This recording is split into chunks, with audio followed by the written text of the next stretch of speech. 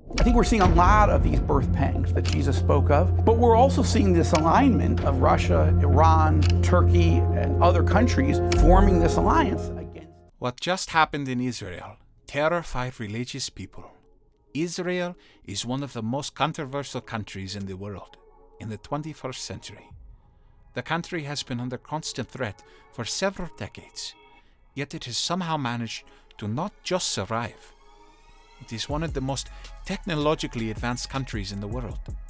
Recently, however, some chilling events have taken place in Israel. What unfolded there is alarming for the people of Israel and religious individuals worldwide. These recent events could possibly lead to another global conflict, and it's already predicted. In this video, we will delve into the shocking recent events that has sent shockwaves around the globe. One of the flashpoints that led to the 11-day conflict. Israel's far-right National Security Minister Itamar Ben-Gvir. Join us as we explore what just happened in Israel and why it terrifies religious people.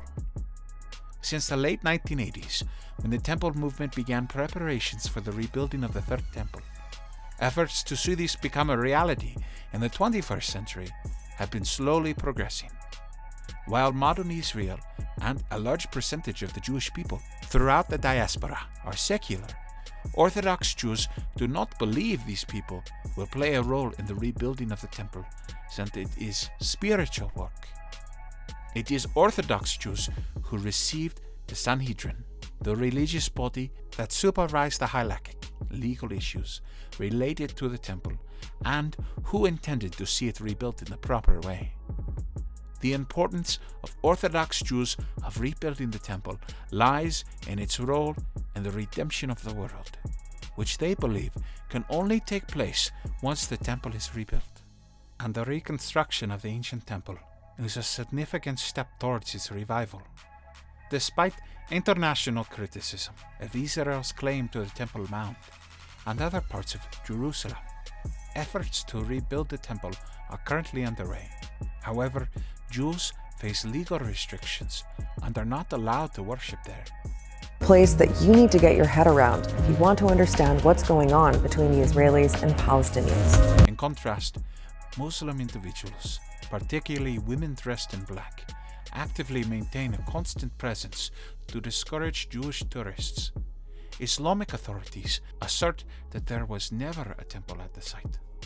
Recent research, however, has revealed compelling evidence supporting the existence of an ancient temple at the current Temple Mount site. Researchers discovered a Jewish ritual cleansing site beneath the Al-Aqsa Mosque, believed by Muslims to have been built by Abraham many years ago. This finding directly contradicts the claim that no Jewish temple had ever stood there. British archaeologist Robert Hamilton made his discovery while examining the mosque's foundation after its collapse in 1927 due to an earthquake. During his examination, control over the actual compound itself, the Al-Aqsa Mosque, its custodianship, its administration, its upkeep, who could access the site, who couldn't access the site. Hamilton found a Jewish mikvah, a ceremonial pool used for cleansing, beneath the mosque's floor. This mikvah was utilized by Jews during the era of the Second Temple for ritual immersion before entering the Temple Mount complex. These significant findings, hidden in the British Mandatory Archives due to concerns of upsetting Muslim authorities, now prove the existence of the ancient temple on the revered Jewish holy site, the Temple Mount. Let's explore the preparations being made for the temple services. We mentioned the Sanhedrin earlier in this video, but let's take a deeper look at what it is. The Sanhedrin is a Jewish legal and religious governing body and is taking the necessary precautions to ensure the safe resumption of temple services. Obviously serving here in Jerusalem, and you still live here a good chunk of the time, Jerusalem. One of their ongoing tasks is establishing a forest as mentioned in the Bible, meeting the agricultural demands of the Third Temple. Rabbi Chaim Rickman, serving on behalf of the Sanhedrin, emphasizes that sacrifices are often associated with animals and blood. However, a significant portion of the sacrifice consists of plant offerings grown around Israel. Rabbi Reckman, a member of the Sanhedrin, has been spearheading the initiative to reintroduce the revered red heifer to Israel. The arrival of red heifers in Israel has sparked a global discussion, especially among Christians who believe in biblical prophecy.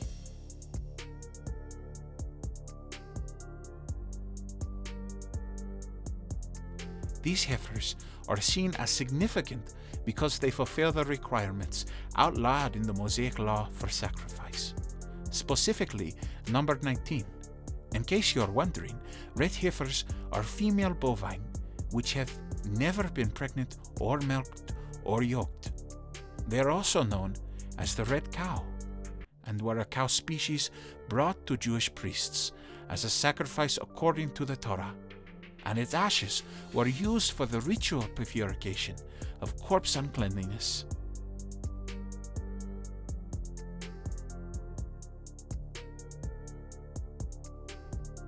That is an Israelite who had come into contact with a human corpse, human bone, or a grave. Moving on, many Christians believe that the third temple will be constructed in Jerusalem during the end times. Speculation about the potential fulfillment of this prophecy has intensified due to the arrival of the red heifers in Israel. Let's see what the book of Numbers says about the red heifer. God instructed the children of Israel to acquire a red heifer without any blemish or spot. The heifer should never have been yoked or used for any work. Shiloh, where Samuel was born, where Hannah taught the world how to pray, where the Jews stopped wandering. Once obtained, the heifer would be slaughtered and burned outside the camp to complete the ritual. Additional items, including cedar wood, hyssop, and scarlet yarn or wool, would be added to the fire. After the burning, the ashes would be collected and placed into a vessel with pure water. The purpose of the red heifer offering is to purify individuals who have become ritually contaminated through contact with a dead body. The water from the vessel containing the ashes would be sprinkled on the contaminated person on the third and seventh day of their purification process. Using a bunch of hibiscus, it's important to note that the priest performing the red heifer ritual becomes ritually impure and must wash himself and his clothes in flowing or living water to regain purity. The priest remains impure until evening. So both the Torah and the Bible place importance on the red heifer in sacrificial rituals.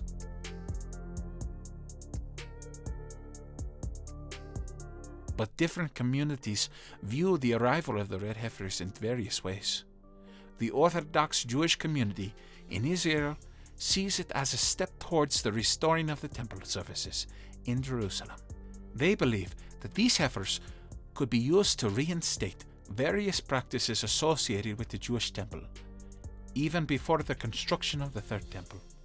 The arrival of the red heifers is celebrated with blessings, songs, dances, toasts, and even shofar blowing. Some other sources also view the arrival of the red heifers as significant, emphasizing the importance of Jerusalem as the place chosen by God, where a house of prayer for all nations one day will be restored. As mentioned in Isaiah 56:7, they consider the potential use of the red heifer in the reinstatement of temple services shortly as an incredible development.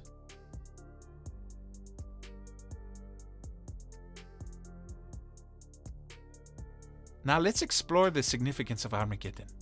The book of Revelation in the Bible provides insight into this concept.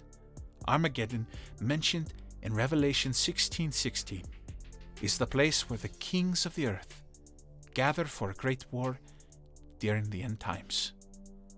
According to Scripture, those who oppose God and His purpose will be defeated by an army led by Jesus Christ, Yeshua the Messiah. These individuals deny God's power and treat Him with disdain.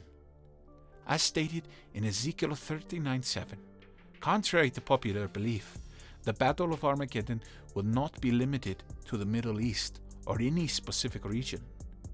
Jeremiah 25:32-34 and Ezekiel 39:17-20 state that this battle will occur throughout the earth, involving nations worldwide.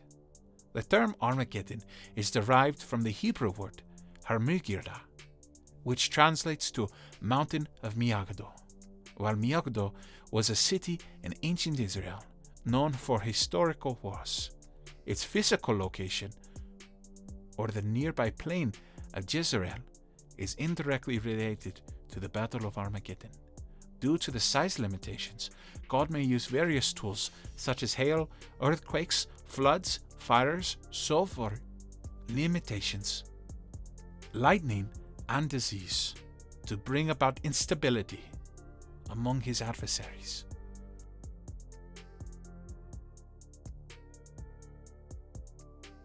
As suggested by previous biblical accounts, eventually they will realize that they should truly fear God. Armageddon does not signify the end of the planet Earth.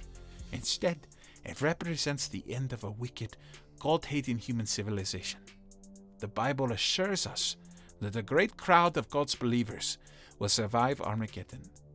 Jesus himself stated that no one, not even the heavenly angels or the Son, knows the exact timing of the world's end. Only the Father has that knowledge. Armageddon's association with end time events, can bring fear and concern among people, including those in Israel, due to the global conflict it represents. It invokes anxiety and uncertainty about the future given its potential destruction. We love to hear your thoughts on these recent events in Israel, causing fear among religious people. Do you believe the end of the world is near? And do you see this as the fulfillment of the end-time prophecies? We'd love to hear your views in the comments below. That's all for today. Hope you enjoyed watching this one. Thanks for watching, and we'll see you in the next one.